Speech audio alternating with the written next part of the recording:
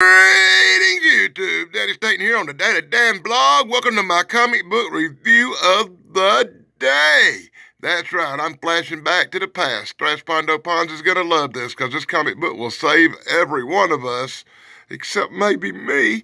Yeah, that's right, it's a #1 Weird Wonder Tales with cool monsters. I wonder if Dave Sunstorm will call this 1973 classic the good stuff. I don't know, Dave. After you see what's inside of it, you might not think this stuff is so good. As well as my friend Pat McCormick and the incredible Thrash Pondo Pons will all sit back and enjoy this, me, showing the inside of a comic book. I bet my friend Chance at the Nostalgic Pod Blast is really gonna scream and holler when he sees this one because I know I'm going to. So let's see what kind of weird wonder tales we could find back in 1973. That's right, it starts out with a horrible waste of the inside cover as you could win some stupid little prizes, probably selling them seeds. Oh, God. So, our first story, the thing that devoured a planet. That's right, we got us a planet killer. This thing goes from planet to planet, destroying them, turning them to rubble. Kind of sounds like a bad plot from an old Star Trek episode, does it not? Well, check it out. Mr. Weatherby here is telling Archie and the gang all about his latest science fiction paper. What? Now, in full panels, brought to you by the Daily Dan blog. Mr. Weatherby's gonna spill the beans. He's gonna give a theory about a giant creature that goes from planet to planet, destroying stuff, just like an episode of Star Trek. I remember, right? Nothing could hurt it as comets bounce off of it, as asteroids are chewed and glued and ate. People of every planet it comes to holler in fear as they are sucked up and destroyed like the Borg. You know, I think maybe Star Trek got a lot of ideas out of this comic book. What do you think? I think Roach creates a masterpiece. We call that our Roach joint in my world. Anyway, you got this really cool commercial. Because it's time for a commercial with all that excitement, right? For all the cool back patches you could have had on your jacket back in 1973. And don't you love it? Because I know all the kids want it to be the Budman, because that's in a comic book for kids with all these really cool back patches you get.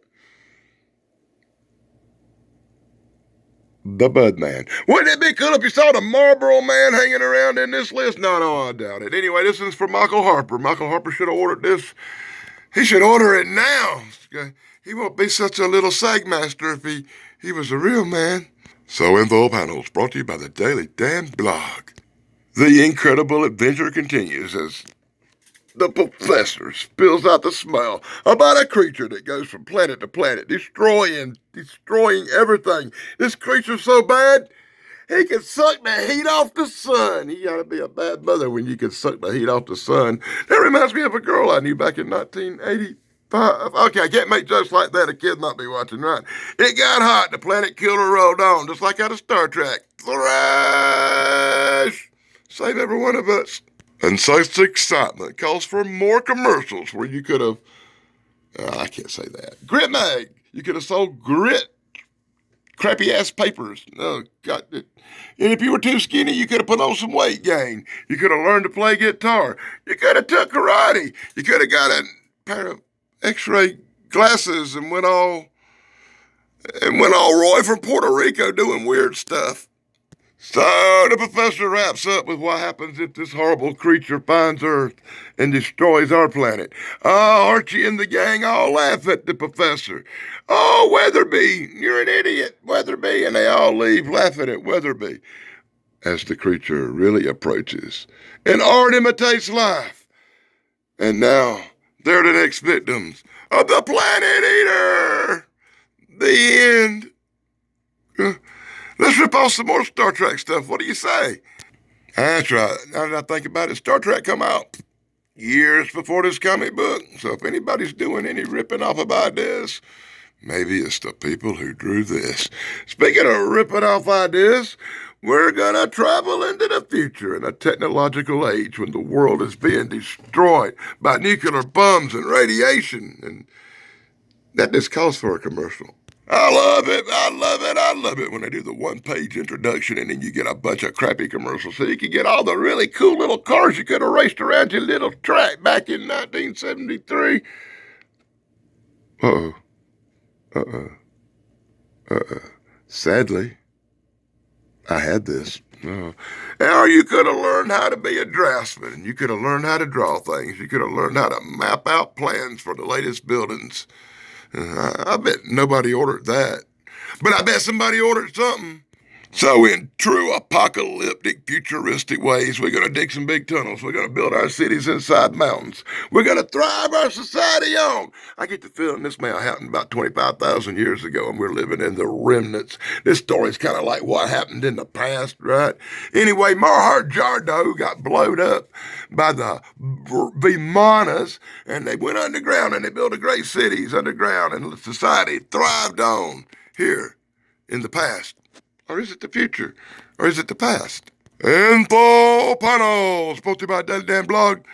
They don't really make it clear whether it's the future or the past. But I'm thinking past. So life went on, and the mutants on the surface had sheep with two heads. The people of the inner earth watched as time passed on. Eventually, they went up to have a look, but they found out that some mutants was running around trying to eat people. So they said, "Oh, we need to get back to the hole." But anyway, they went up and they tried to make friends. They tried to make peace with the mutants that were running the earth. But it looked like they would have to bring out their new technological marvels. The Terminators. That's right. Skynet took over. What a great ending. Skynet takes over. Terminators come out, and everybody still dies. You gotta love that. And now we get to what could be the most disappointing story with the best art in the whole book. That's right. Look at this lizard man looking wing gargoyle thing that crawled up from beneath the center of the earth. It came from beneath the earth. No, it came from the center of the earth. It came from the underground city. It came from Gartha. That's right. The lizard man, whatever you want to call it, the gargoyle. It creeped up through a hole in the earth. It creeped up society. It creeped up where it bit right in and and and scared people, but spoke English. Because, you love a monster that speaks English and tells the police, "I am Igor." And you look like an Igor, you're drunk, and here's the ticket. He thinks he's in a suit. Oh, my God. People are just like, "Hey, nice suit, dude." That's so stupid. They put a commercial in here, right here, just to distract me from the stupidity of that last story as we find how Lockbeard got his job being a locksmith. And you could have worked out, and maybe Harper should order that. And you could have learned to play guitar. You could have just won you a Medal of Honor because everybody could order one of them out of a comic book back in 1973. And you could have did whatever in the blue heck this is, which I'm not even going to go into.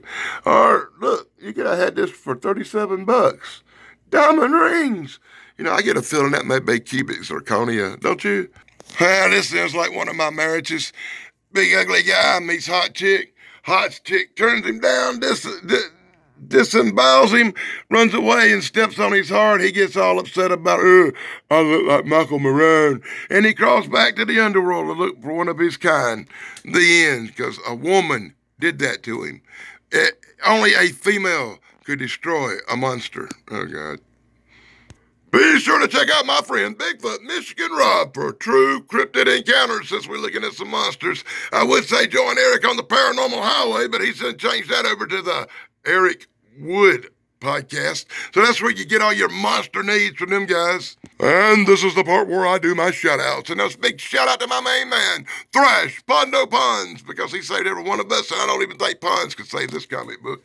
And then we get the Golden Rage of TV here on YouTube, Pat McCormick, and be sure to check out Pat McCormick's upcoming show with Dave Sunstorm, the leader of the Good Stuff community, and his incredible brother Steven Sunstorm. You can find them here on YouTube, as well as the other guys, the apologetic geek tug, Retro Nerd Girl, the nostalgic pod blast with Chance. My flock is everywhere. Corey's Comedy Channel, Big Guys 45, BK on the air. I'm Brian Bender's banner. Okay, so now I move on and I give you the Eye of Doom, and I'm giving this comic book the Eye of Doom. I want to crawl up inside some kid's skull and I ain't gonna say that. I want to bust somebody's head like a water balloon. Look at the big rip down the middle of the page. Look where someone has cut out something. I hate this. I'm sorry, it gives me a mental breakdown when I see such damage to a great comic book. Well, the Eye of Doom shows up from outer space, and we don't know what happened because somebody cut the panel out, and it come from outer space, and that's all we know.